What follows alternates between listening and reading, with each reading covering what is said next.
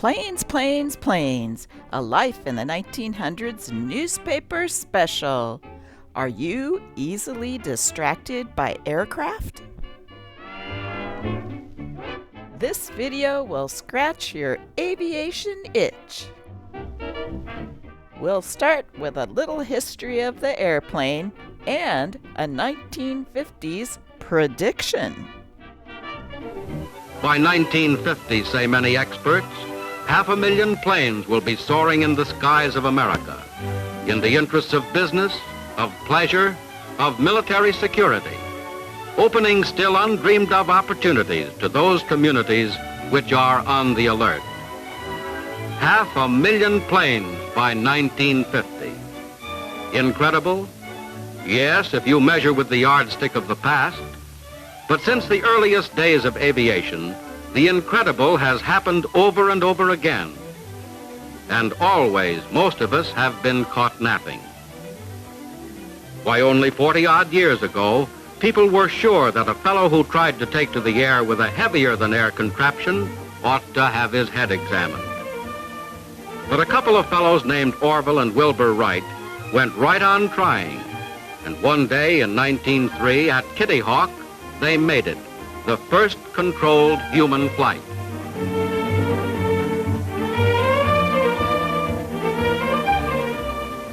Inspired by the achievement of the Wright brothers, other pioneers sought mastery of the air. The hedgehoppers of France, the Channel flyers. Among them was Santos Dumont, who had many unique achievements to his credit, including the first sustained flight. There was Latham, who hung up some records in the Antoinette, a plane developed by Levasseur. In 1909, the celebrated Blériot astonished the world by making a flight of 31 miles. And Dumont made more history in the Demoiselle. Many pilots tried their wings at the world's first aviation meets. Those early years were exciting ones, with every pilot building a plane according to his own ideas, and then either setting a record or breaking his neck. It took a brave man to go up as a passenger, even with a pilot as expert as Arch Hoxsey. But Hoxsey found the man in Teddy Roosevelt, veteran of encounters with African lions, as well as of 2 terms in the White House. It happened at the St. Louis Air Meet in 1910. In a few amazing years, aviation had given us something to think about. We thought of it as a spectacular novelty for a handful of men with inventive genius, skill, daring, and financial backing. Crude though it was, this 1911 passenger transport showed the shape of things to come. When war broke out in 1914, the airplane was a curio, and the pilot considered a reckless hero. But aviation grew up during the war. Here was something new and dramatic, a new horizon that changed man's concept of battle. America salutes its heroes of the first war in the air. Eddie Rickenbacker, our ace of aces, is shown in these rare pictures taken in France of the Hat in the Ring squadron. Heroes like Eddie Rickenbacker flew their frail machines into flaming skies.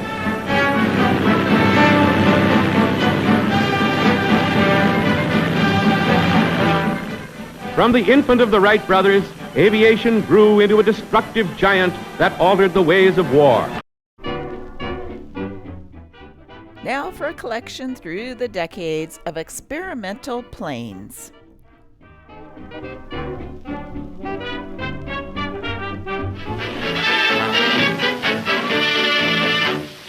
In this ship here with the 3-wheel landing gear, any kind of a landing is perfectly all right, frontwards or sideways, one wheel, or any other way that you wish.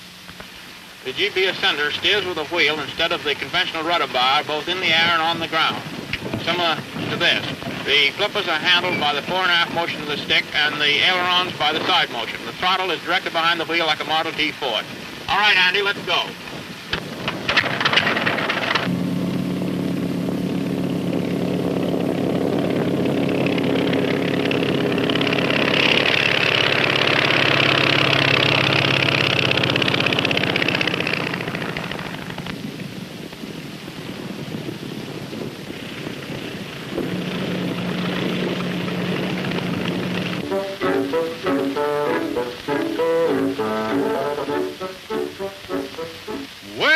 A windmill will raise water, so why shouldn't it raise an airplane? Perhaps that's what Mr. Jonathan Caldwell thought when he designed and built this contraption, which is being shown to the public for the first time.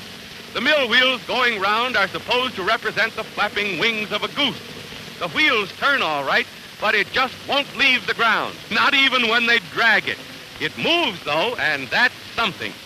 But any auto will go pretty well downhill. A good idea just the same, Professor, and better luck next time.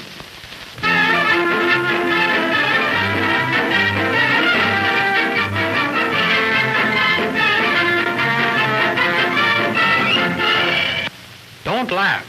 This thing that looks as if half of it was missing really works.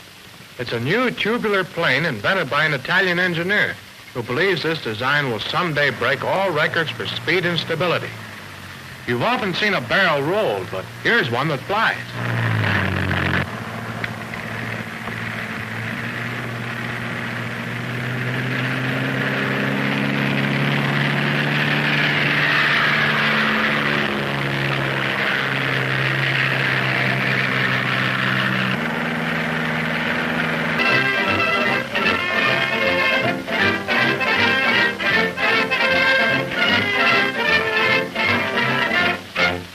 No, it's not an airplane, and it isn't a balloon.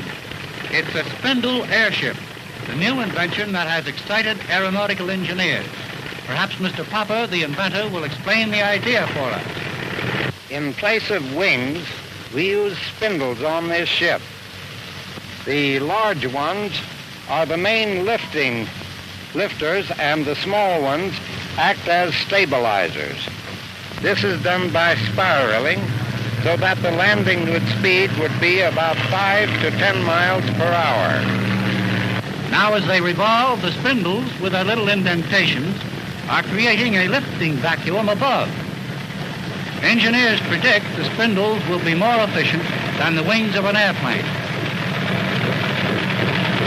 There's only this about the spindle airship. She hasn't flown yet, but who can say she won't?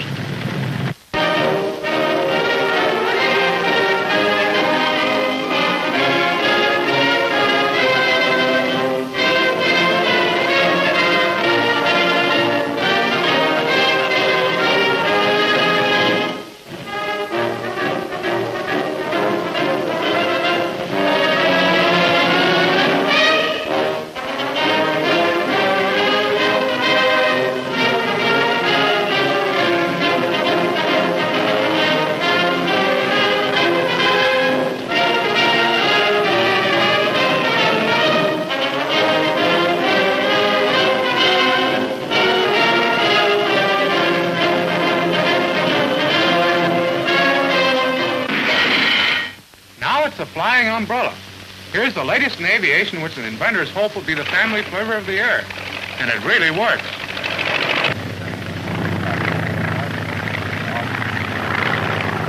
The single circular wing allows a quick takeoff, and it can go 135 miles an hour.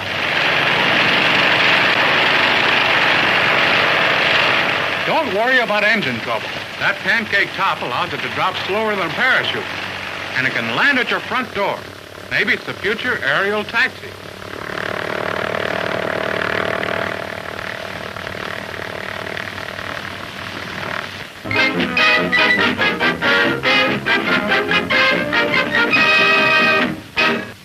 A tailless answer to the call issued by the Aeronautics Director of the Department of Commerce for a flivver of the air.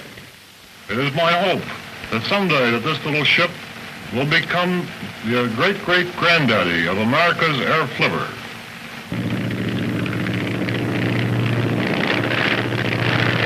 Just a pair of wings and a place to sit. And what a place. The tiny craft weighs 1,100 pounds and has a wing spread of only 30 feet. A device on the wing tips controls direction.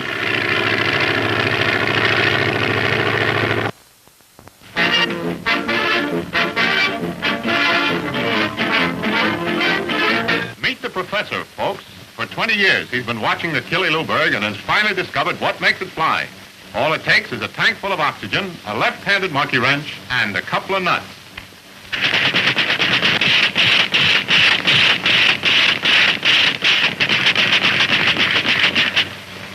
Here we go. History in the making. It's the happiest day of the professor's life. Let's hope he's put salt on its tail. Going, that's all. Something new to make flying safer. Stabilizers like these keep the plane level while in flight. The pilot's taking up the ship to show you how the device works. There he is getting out of the cabin, leaving the plane completely under automatic control. See how smoothly it flies without a human hand to guide it. Now the pilot's on the fuselage, and no one is in the cockpit. The test is a success and should encourage one-armed drivers who want to hug their girls.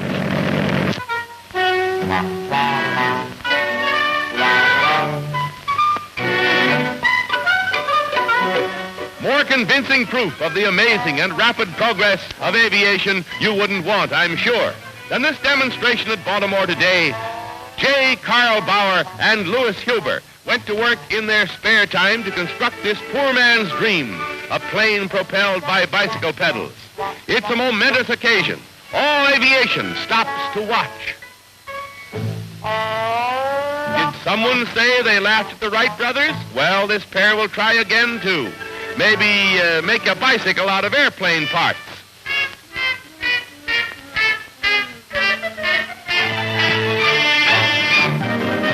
Paris offers a real novelty in aircraft. It's called the elliptroplane and is based on the principles of a flying mosquito with the sting left out. Its tail sticks up in the middle and is supposed to prevent slips and nosedives. Now we'll see what we will see.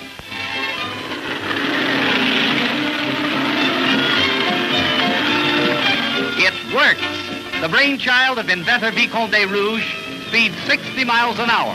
For 5 years, the Vicomte has been laughed at, but now it is he who has the laugh.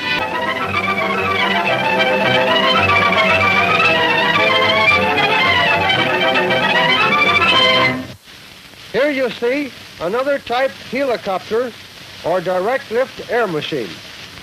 Our principle, as you will see, is a flat plate or disc type propeller moving the air fast enough to produce a lift. Our engine is connected to our transmission by a jack shaft driven by a chain. Our transmission rotates and reciprocates our propeller. As the propeller goes up, we get our lifting power on the down reciprocation. All right, ladies and gentlemen, we'll show you how this works.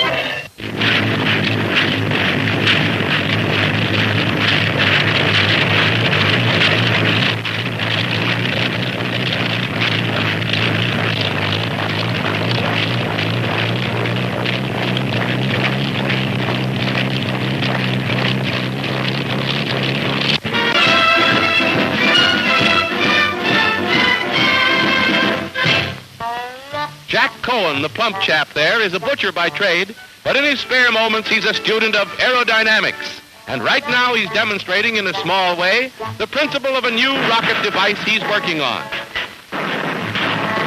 Oops. Something must have gone haywire.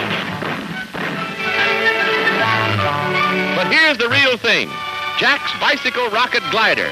And he's all set for a tryout here at the Metropolitan Airport.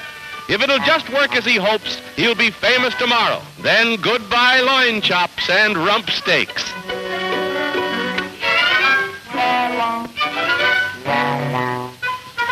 The dog collar he's putting on is an ingenious arrangement which will enable him to aid the flight of his craft by a gentle flapping of the wings.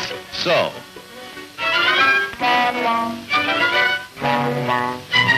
With a little help from everything but gravity, Cohen gets his remarkable flying machine underway at terrific speed. That is, it'll get up speed if the assistant rocket engineer will only hurry up and put a match to the power plant. Oh, there goes another dream up in smoke. The idea wasn't so hot, but Cohen's burning up. What he should have next time is a pair of asbestos pants. By the 1940s, the variety of shapes considered were, in the main, based around configurations that we would recognize clearly as capable of flight, although still there was a certain amount of hopeful supposition about some elements. Here, Alexander Savesky, who founded what was to become the Republic Corporation, shows a model of his pet project for a long-range passenger seaplane. Presents. In 1932, Jimmy Doolittle set a new world airspeed record by pushing the stubby and highly unstable GB Racer up to 294 miles an hour. He was one of the few pilots that flew this plane and lived to tell about it.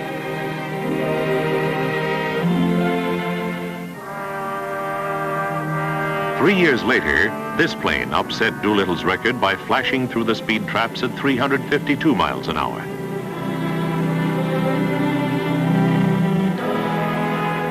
It was a radically advanced airplane for its day, almost as unique as the man who built and flew it. Howard Hughes.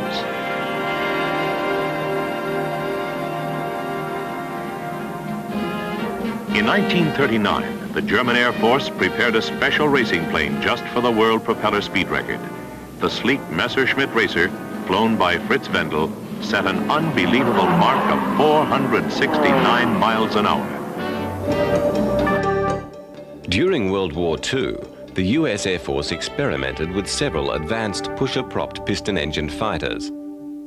One of the adventurous designs was the Northrop XP-56, a plane that showed its lineage in its tailless design, complex control systems, and swept-back wing. It was originally designed without a dorsal fin, but one was added before its first flight on the 6th of September 1943. The plane used contra-rotating propellers spinning behind the fins.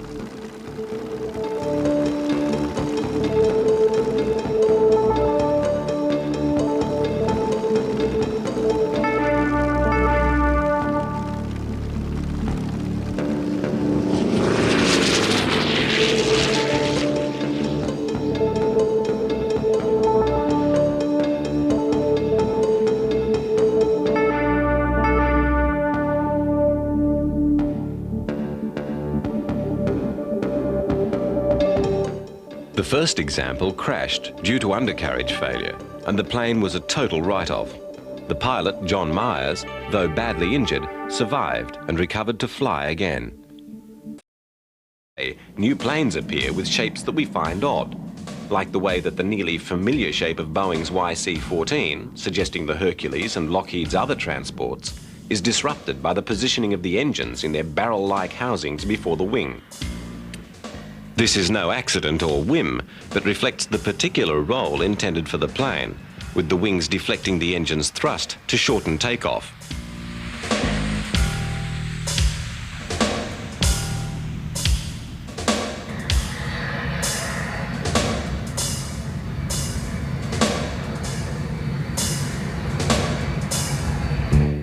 The Heinkel 162, designed in the last desperate months of the war to be rapidly mass-produced by slave labor, simply lumped the engine on top, giving it clean airflow and keeping it away from the wing to avoid disruption of the wing's lift, and perhaps also because such a location was a simple and cheap design option. This location of the engine appeared in other designs for the Luftwaffe, and was also suggested much later by the North American company's YF-107. Developed from a design study conducted around the F-100 Super Sabre. The F-107 had a large dorsal intake directly behind the pilot's position. The designers surely had their good reasons for adopting the configuration, but the pilots were also justified in their detestation of the idea of being both unable to see behind them and unable to be certain that upon ejecting from the plane, they would not be sucked into the intake or impaled upon it. The 107 flew well and was considered a formidable proposition, but was edged out of selection by the Air Force by the F-105. Only 3 107s were built. The XP-67, a twin-engine single-seat monoplane that was known as the Bat, was far from conventional and reflected radical choices in configuration.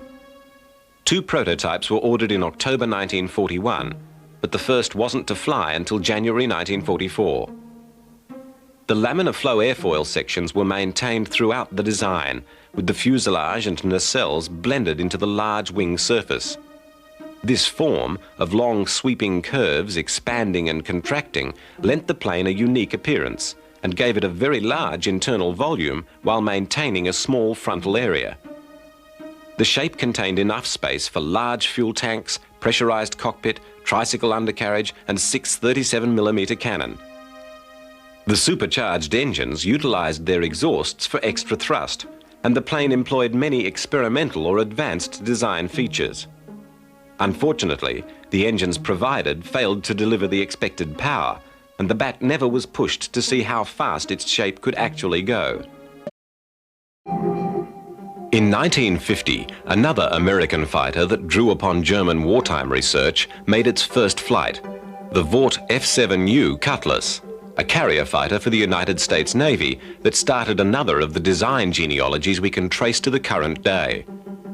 The Cutlass was an extreme design for its time, a tailless single-seater with 2 afterburning turbojets and twin rudders midway out on the 38-degree swept-back wing's trailing edge.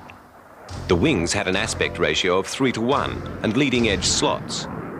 This layout offered advantages for a carrier-based aircraft, for it offered a high rate of climb and top speed, combined with compactness when the plane's squared wings were folded.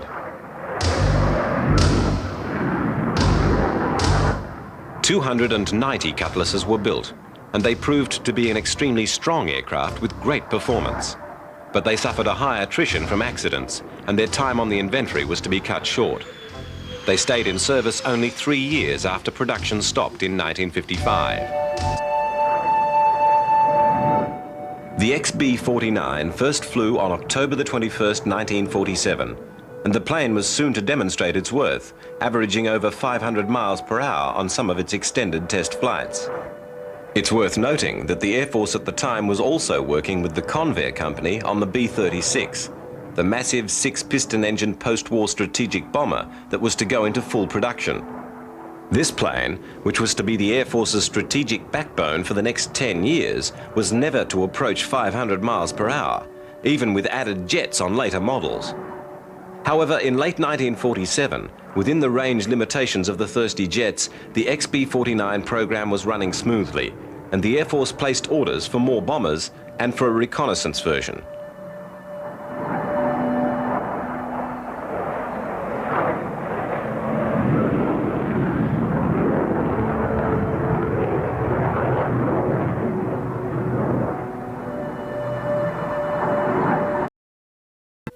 Now, a preview of the flying wing transport of tomorrow. The midsection provides ample room for 80 passengers. Spaciousness keynotes the luxurious main lounge, extending 53 feet inside the wing.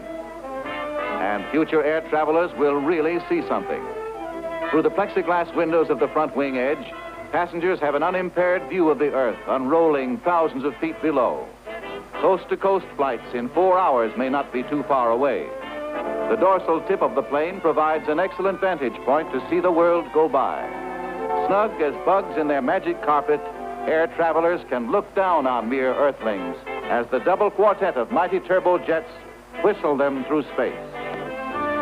The sleek Air Leviathan carries more cargo farther, faster, and with less fuel than any comparable plane. And the bar will raise the spirits of those who don't feel high enough in the stratosphere. The flying wing has the stability of a fine club. The public quickly accepts all the miracles that science provides. Even skyliners like this will become commonplace. But the giant flying wing is more than a super streamlined airplane. It is the fulfillment of scientific vision and symbolizes the practical dreams of science for our world of tomorrow. Piloting these amazing aircrafts took a pilot with lots of guts and daring. Unfortunately, sometimes these flights ended in tragedy. Tragedy has dogged the progress of aviation. Men like Lowell Bales gave their lives in man's quest for speed, and more speed. Death lurks in the sky trails and strikes without warning.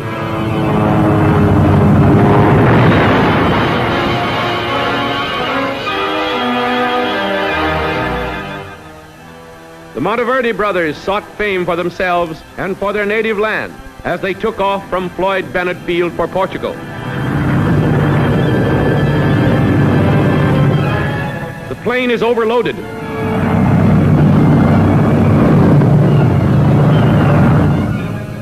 Both hurt, but they lived.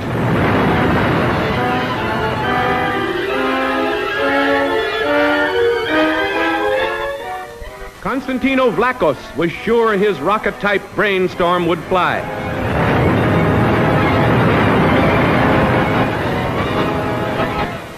Cool heads and quick hands save his life. He never even lost his hat.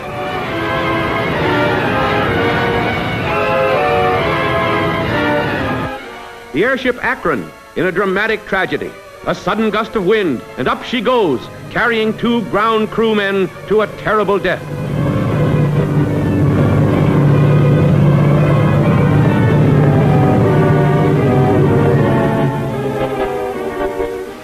General DiPinedo's tragic attempt to fly from New York to Europe. His ship is heavily overloaded.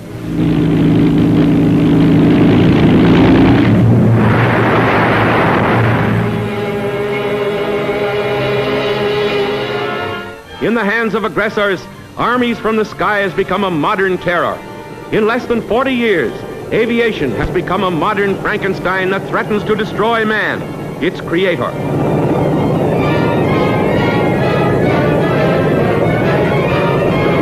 In today's video, Planes, Planes, Planes, with a look at some future plane designers.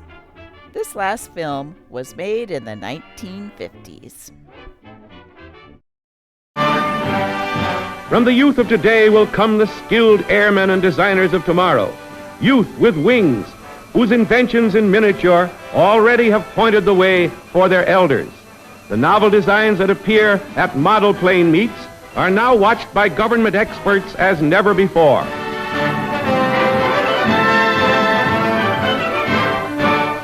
Gas-powered and glider models, skillfully built and skillfully flown. Uncle Sam's youngsters are the vital reservoir of knowledge and skill for the years to come.